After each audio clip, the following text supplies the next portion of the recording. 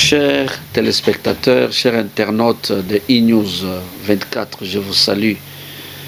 Je bénis Dieu qui nous a encore donné cette opportunité de partager encore un autre numéro de notre pain dominical. Aujourd'hui, Dieu m'a mis à cœur de parler sur les deux niveaux de vie que nous avons. Les deux niveaux de vie que nous avons. Les deux niveaux de vie que nous avons. Sans plus tarder, je vais prier d'abord. Seigneur, nous te sommes infiniment reconnaissants pour l'opportunité que tu viens de nous accorder, tu viens de nous donner. Je loue ton nom, Seigneur, pour mes bien-aimés qui sont en train de nous suivre. Je suis en train de les bénir, que cette parole puisse rester comme une sémence dans leur vie et qu'elle puisse germer, donner de fruits. Au nom de Jésus-Christ, nous avons ainsi prié avec action de grâce. Amen. Bien-aimés, c'est très important de savoir que nous avons deux niveaux de vie. Nous avons la vie basse et la vie haute. Donc la vie basse et la vie haute. Alors, la vie basse est sous le contrôle ou le pouvoir de la chair. Et la vie haute est sous le contrôle ou le pouvoir de l'esprit. Vous êtes enfant de Dieu. Il y a quelque chose que vous devez connaître, c'est que vous avez toujours deux niveaux de vie. Votre niveau, vous agissez beaucoup plus à quel niveau? C'est très important, surtout pour nous, enfants de Dieu. Surtout pour nous, enfants de Dieu. Donc, nous avons la chair. Quand nous disons la chair, nous commençons au niveau de l'âme et nous voyons aussi le physique. Donc l'impulsion de la chair est souvent dans l'âme de l'homme. Je crois qu'on pourra toujours un jour en parler beaucoup plus en profondeur. Mais aujourd'hui, je suis en train de vous parler beaucoup plus sur les deux niveaux de vie. En tant que chrétiens, nés de nouveau, nous devons être conduits ou nous devons être sous l'impulsion de l'esprit au lieu d'être sous l'impulsion de la chair. Nous avons bien sûr la chair. Donc quand vous êtes né de nouveau, comme je suis là, né de nouveau, je reste Willy. Vous me regardez avec ma physionomie, avec mes traits, je reste Willy. Mais à l'intérieur, il y a une transformation. Parce que le Willy d'il y a 35 ans, 40 ans, il est différent de Willy que vous avez aujourd'hui. Pourquoi? Parce que 40 ans il y a, ou 35 ans il y a, le Willy était sous l'impulsion de la chair. Mais maintenant, celui qui vous parle, il est sous l'impulsion de l'esprit. Alors c'est pourquoi j'ai dit, nous avons deux niveaux de vie. Un verset simple que vous connaissez, nous allons lire dans le livre de 1 Corinthiens chapitre 3, à partir du premier verset. Donc nous lisons du premier au troisième verset. Donc 1 Corinthiens chapitre 3, premier verset, et jusqu'à 3. Pour moi, frère, ce n'est pas comme à des hommes spirituels que j'ai pu vous parler, mais comme à des hommes charnels, comme à des enfants en Christ. Je vous ai donné du lait, non de la nourriture solide, car vous ne pouviez pas la supporter. Et vous ne le pouvez pas même à présent, parce que vous êtes encore charnels. En effet, puisqu'il y a parmi vous de la jalousie, des disputes, n'êtes-vous pas charnels et ne marchez-vous pas selon l'homme? Gloire au Seigneur. Paul est en train de s'adresser à l'église de Corinthe. Ce sont des fidèles, ce sont des chrétiens.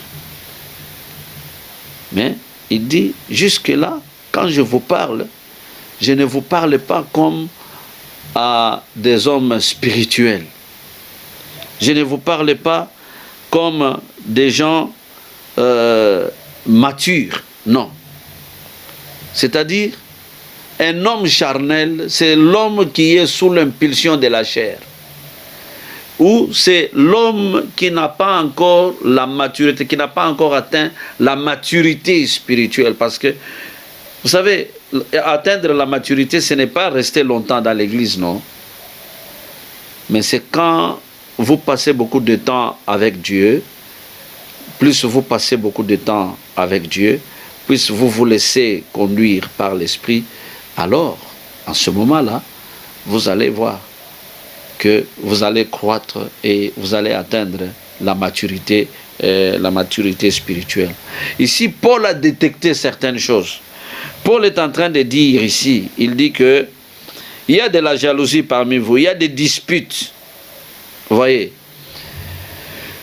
la jalousie, les disputes, ce sont des choses, quand par exemple vous vous rendez compte que vous êtes jaloux de quelqu'un parce que la personne là est en train de réussir ou parce que la personne là est en train d'être bénie.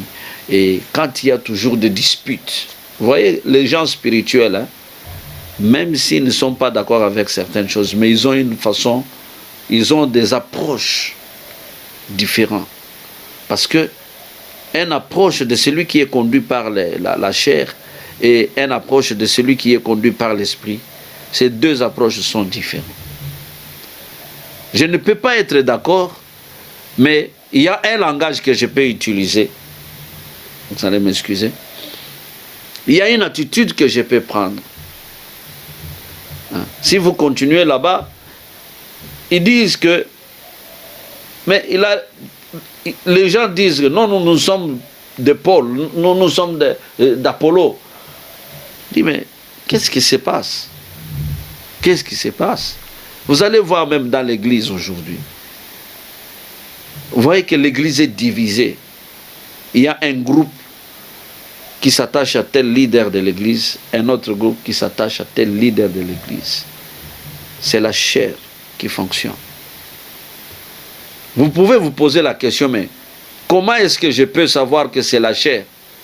Oui, c'est la chair. Quand il y a de la jalousie, quand il y a des disputes, quand il y a des discordes, c'est de la chair. Attendez, allons dans le livre de Galates, chapitre 5. Le livre de Galates, chapitre 5. Vous allez comprendre une chose. Galates, chapitre 5, à partir du 17e verset, nous lisons. Car la chair a des désirs contraires à ceux de l'esprit, et l'esprit en a de contraires à ceux de la chair. Ils sont opposés entre eux afin que vous ne fassiez point ce que vous voudriez. Si vous êtes conduit par l'esprit, vous n'êtes point sous la loi. Or, les œuvres de la chair sont évidentes. Ce sont la débauche, l'impureté, le dérèglement, l'idolâtrie, la magie, les rivalités, les querelles, les jalousies, les animosités, les disputes, les divisions, les sectes. Vous voyez? L'envie, l'ivrognerie, les excès de table et les choses semblables. Je vous dis d'avance, comme j'ai déjà dit, que ceux qui commettent de telles choses n'hériteront pas le royaume de Dieu. La Bible est très claire. Vous voyez, Paul a parlé aux Corinthes. Ici, ce sont des Galates. Mais aux Corinthes, il a dit, mais il y a parmi vous la jalousie, des disputes. Chez les Galates, il a répété encore. Il a dit, si vous êtes conduit par l'esprit, vous n'êtes point sous la loi. Vous comprenez? Or, les œuvres de la chair, ici on est en train de nous parler des œuvres, des œuvres là sont évidentes, c'est connu. C'est connu. Ce sont la débauche. Quand vous vivez dans la débauche, il y en a qui ils ont quitté le monde, ils sont maintenant dans l'église. Mais ils vivent, tout ce que les gens vivent dans le monde, ils le vivent dans l'église. Donc l'impudicité dans l'église. Des sœurs et des frères se méconduisent. Ils chantent dans la même chorale, mais ils sont en train de vivre des vies des païens, des impudiques. Donc c'est évident que ces gens-là sont conduits par la chair. C'est ce que la parole de Dieu est en train de dire. Hein?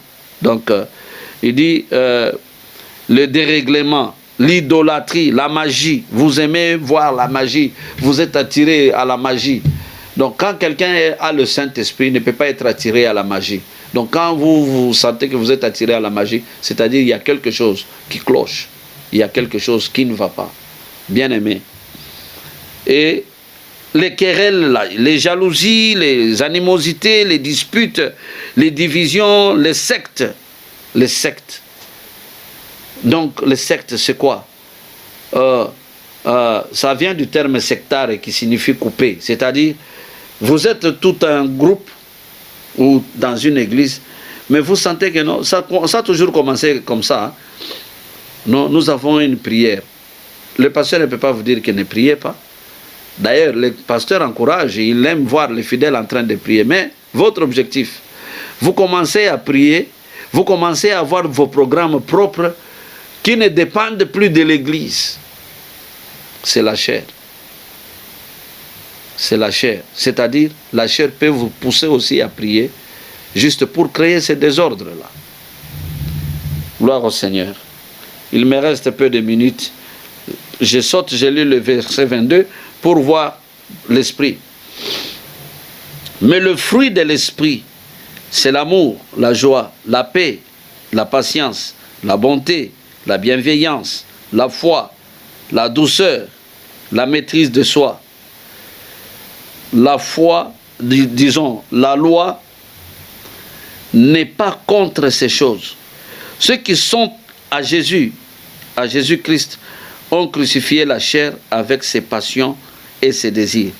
Si nous vivons par l'esprit, marchons aussi selon l'esprit.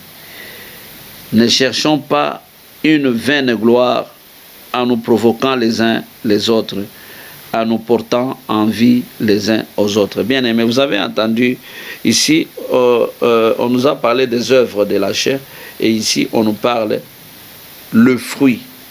Ici, quand je regarde bien, on est en train de parler du fruit. Un fruit. Ce n'est pas beaucoup de fruits. Un fruit. Maintenant, quand vous prenez ces fruits-là, vous coupez. Vous coupez le fruit.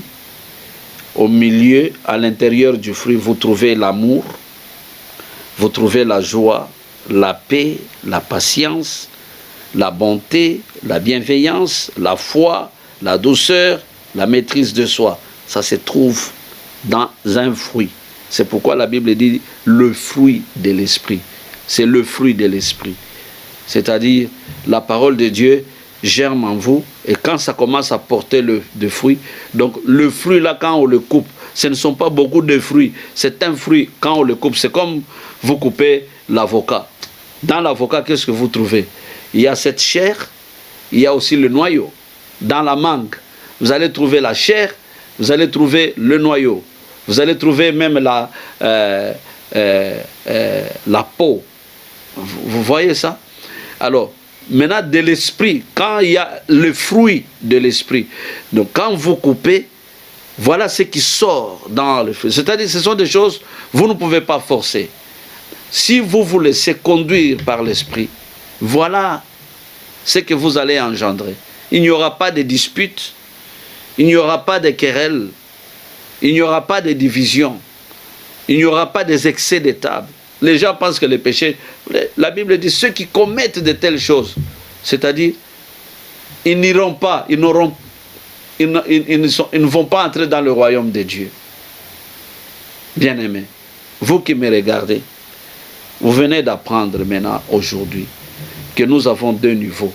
Quand vous vous mettez en colère, vous commencez à réagir bizarrement, c'est-à-dire vous baissez de niveau. Peut-être un homme spirituel, un homme né de nouveau, il se met à un niveau très bas et il commence à réagir au niveau très bas. Restons là, au niveau spirituel. Vous me suivez, vous me regardez. Voici une opportunité. Si vous n'avez pas encore reçu Jésus-Christ dans votre vie, c'est une opportunité que nous vous donnons. Recevez-le. Recevez-le en disant tout simplement, Seigneur Jésus, je t'accepte aujourd'hui comme mon Sauveur et mon Seigneur. Prends la direction de ma vie. Prends le trône de ma vie. Conduis-moi. Au nom de Jésus-Christ. Amen. Si vous faites cette prière avec moi, sachez aujourd'hui que vous êtes un enfant de Dieu. Vous venez de naître. Et quand vous venez de naître comme ça, en esprit, vous allez commencer à croire. Vous allez voir que ces choses, vous n'allez pas forcer. Vous n'allez pas les créer. Ce sont des choses qui sont là. Quand vous vous laissez conduire par l'Esprit de Dieu. Et vous qui êtes chrétien des années et des années, faites ce mouvement-là de la chair à l'esprit. Il faut vous laisser conduire par l'Esprit. Que mon Dieu vous bénisse. Que cette parole reste ancrée dans nos cœurs. Que cette parole puisse germer et porter du fruit. Au nom de Jésus-Christ. Amen.